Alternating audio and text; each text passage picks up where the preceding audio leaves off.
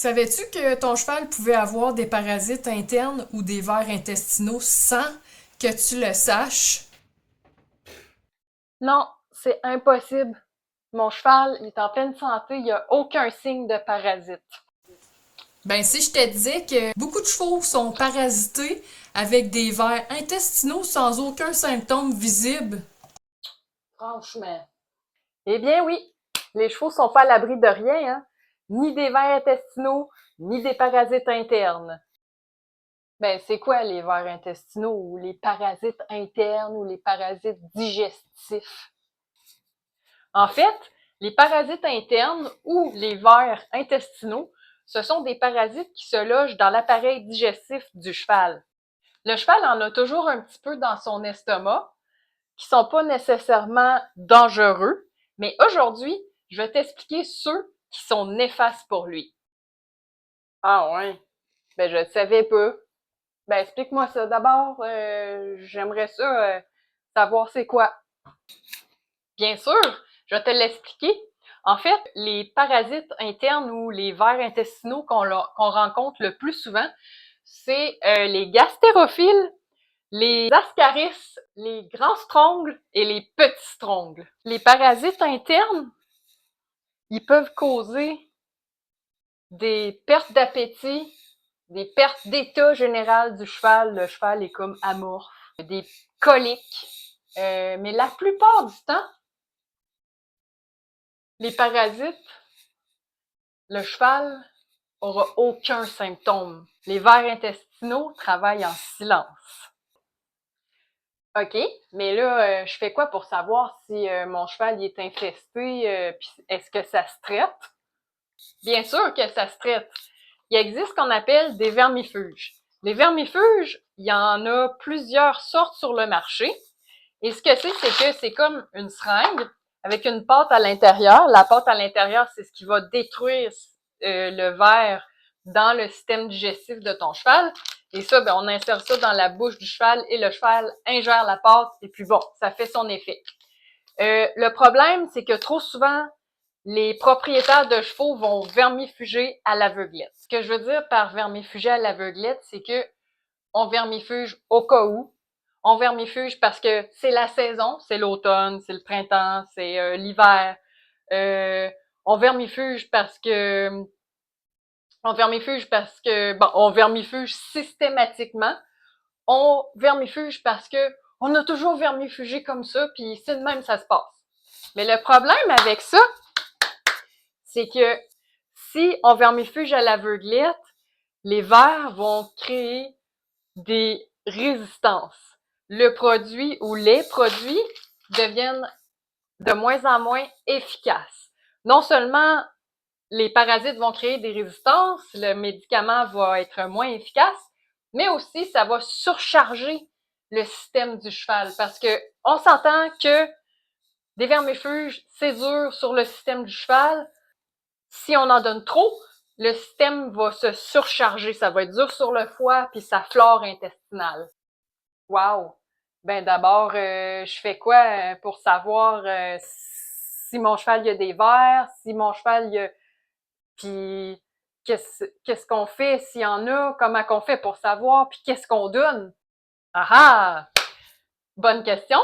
Ben en fait, on peut donner un vermifuge, mais il faut savoir contre quoi on se bat. Et l'idéal, c'est toujours de demander au vétérinaire. Le vétérinaire, il peut te donner un vermifuge selon la saison, mais idéalement, il va te proposer une analyse de crottin. Et ça, ben, il va t'expliquer c'est quoi. En fait, faut que tu ramasses les crottins de ton cheval, en tout cas quelques heures auparavant, puis là, tu y donnes, et ça s'en va au laboratoire. Et le laboratoire va passer ça dans...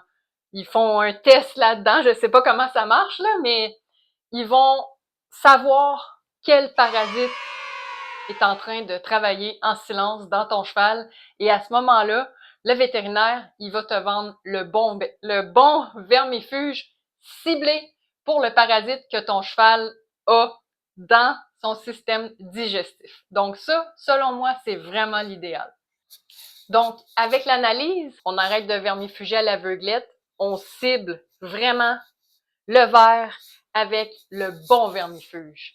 Mais outre le vermifuge, oui, il y a d'autres solutions qu'on peut adopter avec les chevaux pour éviter que nos chevaux soient trop infestés de vers et de parasites. En fait, un des premiers gestes qu'on peut faire, c'est d'éviter la surpopulation dans les enclos. Des fois, on voit plusieurs chevaux dans des petits enclos. Ça, c'est vraiment pas bon. On évite ça.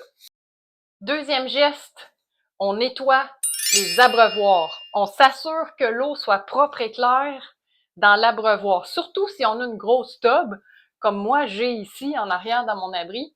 J'ai une grosse tube à eau.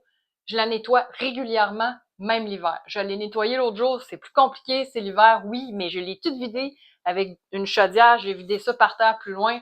Je l'ai toute brossée, j'ai remis de l'eau neuve dedans, puis je le fais régulièrement.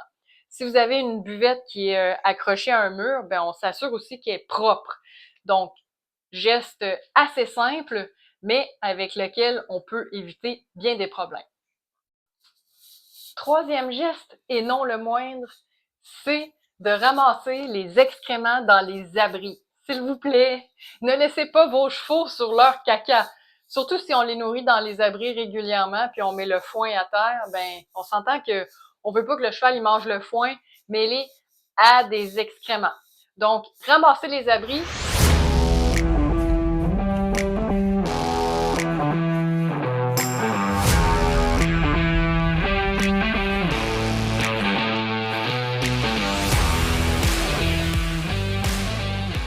Et ramasser aussi, moi personnellement, je ramasse autour de mes abris, j'ai un périmètre.